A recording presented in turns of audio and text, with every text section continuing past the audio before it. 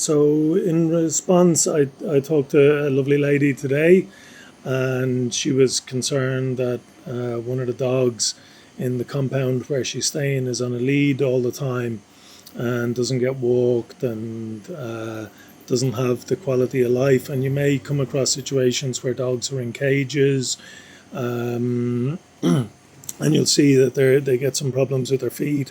The nails grow too long, and so let's look at the flip side as well.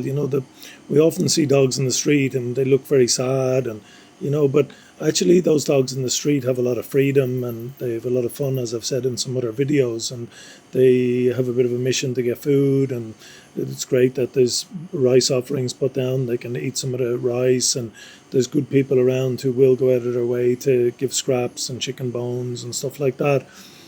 And so, how can we engage with a family in Bali to try to make sure that maybe a dog's not on a chain, not in a cage? So, that lady showed me where the dog was situated, and the dog's actually on quite a long chain in the family home. So, if we take the positive aspect that the dog is included in the family life, it is in a good place. It may be a little bit neglected in that specific situation.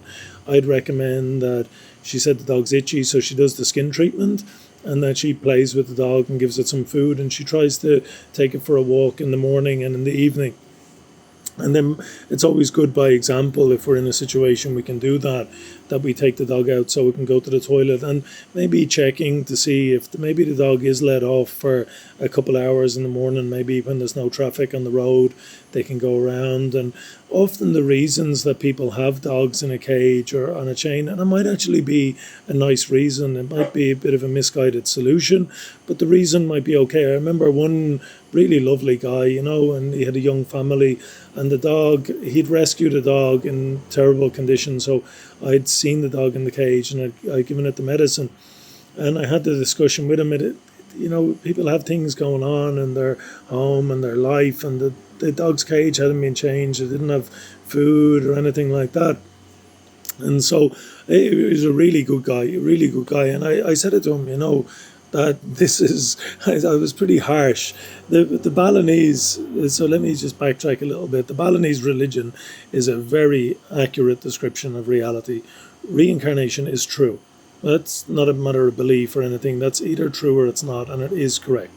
And they're absolutely correct about that. But the Balinese have a very broad understanding of spiritual practice, whereas I like the kind of narrow focus. The Buddhist description is very to the point, that we get our ethics right, we get our behavior right, we try to get our thinking and our mind right, our mindfulness right, and we go towards the higher things, the samadhi meditation, and we're able to get insights and see for ourselves if rebirth is true and see how the process works. And so in Bali, they call it moksha, enlightenment. And so with any culture and any kind of spiritual teachings, religious traditions, all the rest of it, we get a lot of fluff that comes along through human beings and in different cultures, and over time, maybe sometimes we lose sight of the most important stuff, which is getting our behavior really good, so that we don't create any negative karma.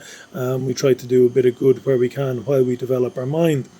So I like to phrase it in terms, I like to look at the positives, so the dog is on a chain in a family place. Great, they're including the dog. That's wonderful. That's very kind.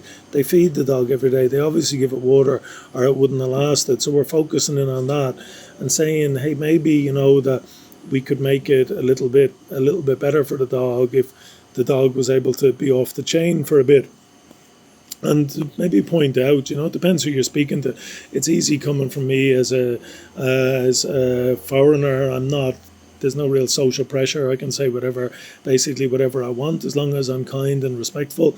And as a man, it's just like, that's just the culture. As a man, I can generally say a little bit more, especially to a Balinese man, that culturally might be difficult for a Western woman to do that with a Balinese man. Hard to know what kind of Westerners they've come across before, or what their opinions are. And there does tend to be that hierarchy within Asian culture, and there's hierarchy within all cultures, and that's the way it is for whatever we might think about it.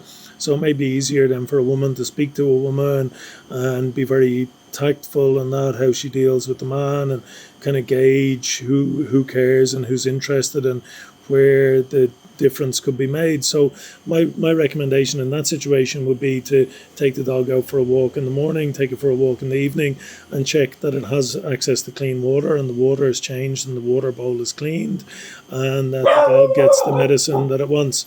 Wait, the dog gets the medicine that it needs, and not to be itchy.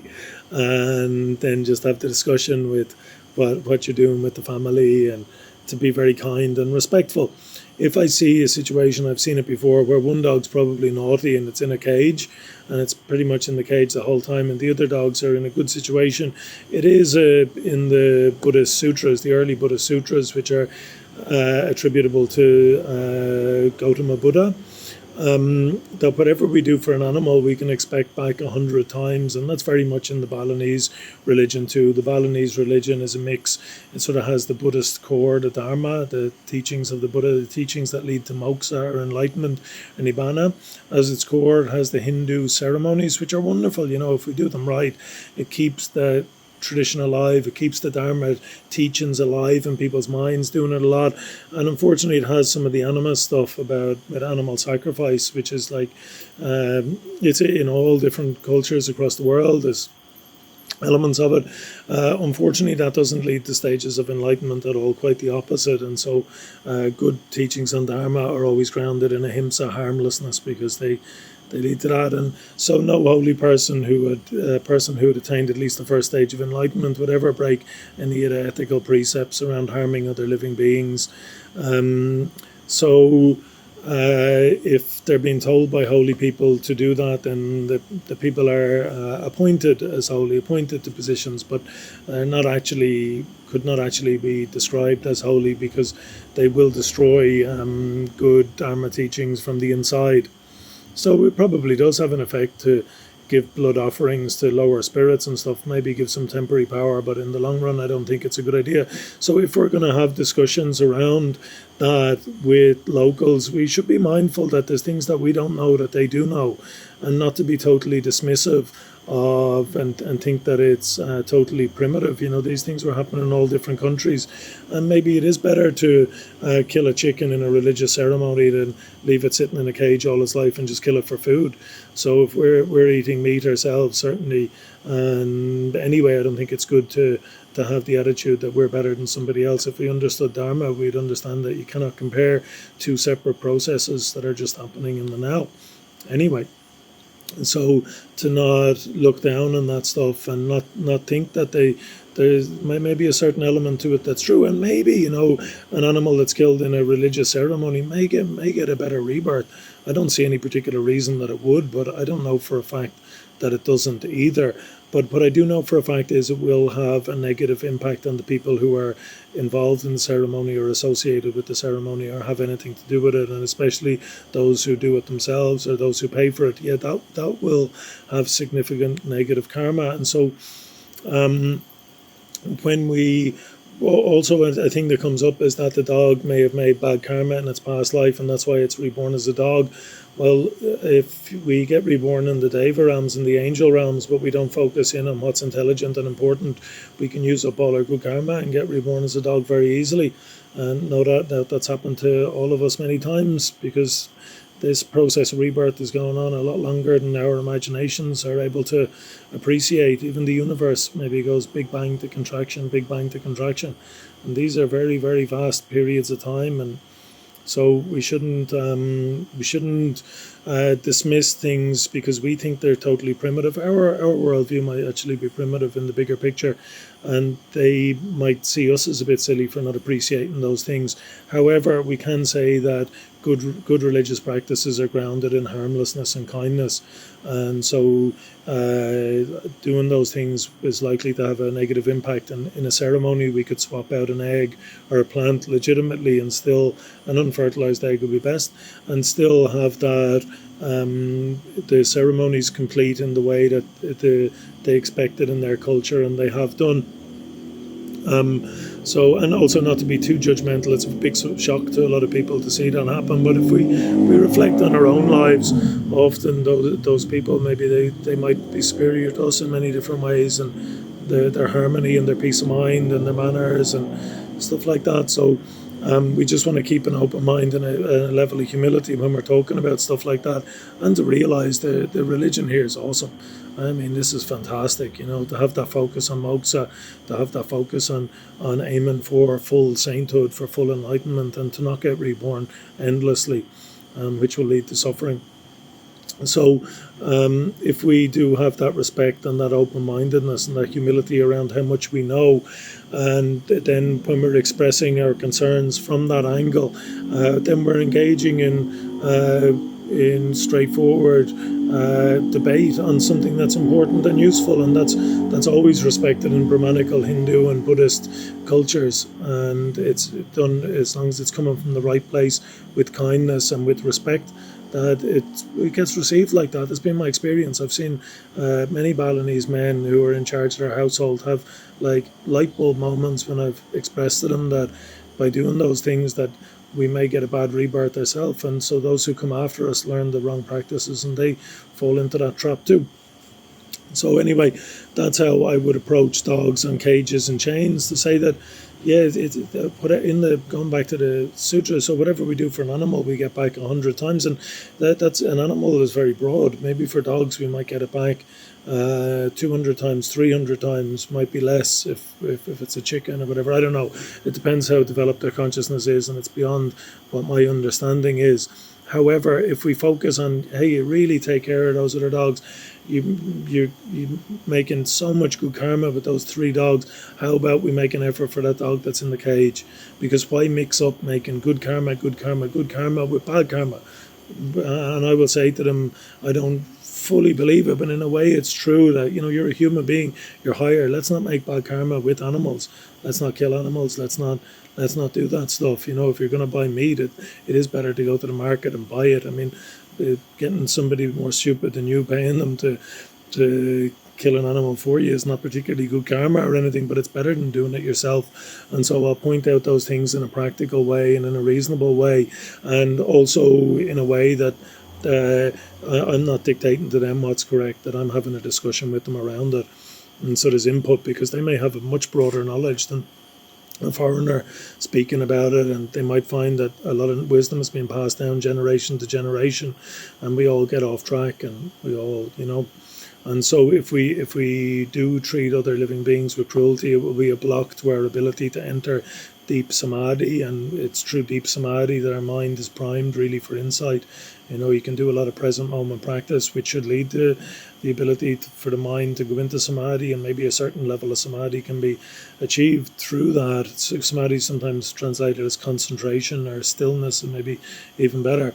But that the mind settles down and we are prepared for deep insight. And by keeping dogs in cages, or by sacrificing animals at ceremonies and stuff like that, and by not acting in a really ethical, kind, compassionate way, that we do cut off the possibility for mental development and spiritual development. So having conversations around that is useful and simple. You're a human. You've got a very good rebirth. You've got a very reborn in a very good place where you've got access to teachings leading to moksha. Why make bad karma with an animal? What's the point? Why would you do that to yourself? And I think that's a reasonable argument. And in my experience engaging with local people, they've been totally receptive to that, because I'm showing a lot of respect for their culture. I've come to Asia to learn, to try to do the same thing myself. And so for people who are born into that culture and have a lot of wisdom passed down, a lot of ideas in their language, in their way of doing things, that it may remind them, may bring things up in them where they just know. And also, we can all feel it's correct not to kill other living beings, and take it to the extent. If you are going to have conversations with that, remember that the next time a mosquito lands on your arm, don't swat it like a dog goes for a fly. Then let's not act out in biological instincts and maybe blow it away, or try to use insect repellent so it doesn't happen. And so then we can at least be speaking from a position of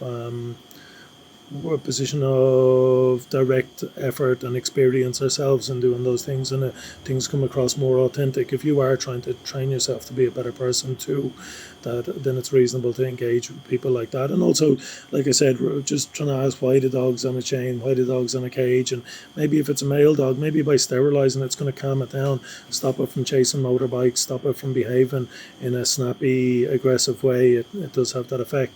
So being willing to help out ourselves a bit there, and do a bit, and then we can make a lot of good karma by helping the animal have very good conditions. And also, we're only engaging a little bit. The family are going to look after the dog for years after that. So a little bit of effort in the short term ourselves can have very long term benefits, and being willing to sacrifice whatever 30-40 euros to get the dog sterilized. For a male dog, that can be cheaper. For you can get it done for about 200-250 rupiah, so I don't know, what, 15 or 20 euros, and for a female 20 to 30 euros. So to be willing to make that sacrifice ourselves, and then hopefully that will have the knock-on effect with the family. So I hope that. And also then, if also looking at water and putting down clean water and making sure the dog has access to that, and maybe buying a 20-kilogram bag of dog food and leaving it there. It's in smaller packets. So to be willing to make a sacrifice ourselves and engage, and then seeing the positive benefit for that, and encouraging others, buying the kids sweets and stuff if they feed the dog, and and rewarding that. So we're rewarding good positive behavior and setting good habits for the future, and being willing to sacrifice some money ourselves to do that. And it'll have a lot of benefits for us in the future as well if we make really good karma like that. We can be very happy with ourselves, and also we don't have to look at a dog that's suffering if we're staying in the homestay, or the family compound, or the hotel where we see suboptimal conditions for animals, and we have the opportunity to make a really, really positive difference. And so I hope that's helpful. And then if the dog has skin problems, so you can see my playlist on the channel for dealing with skin problems, and you can see various other videos on how we can make a bit of a difference.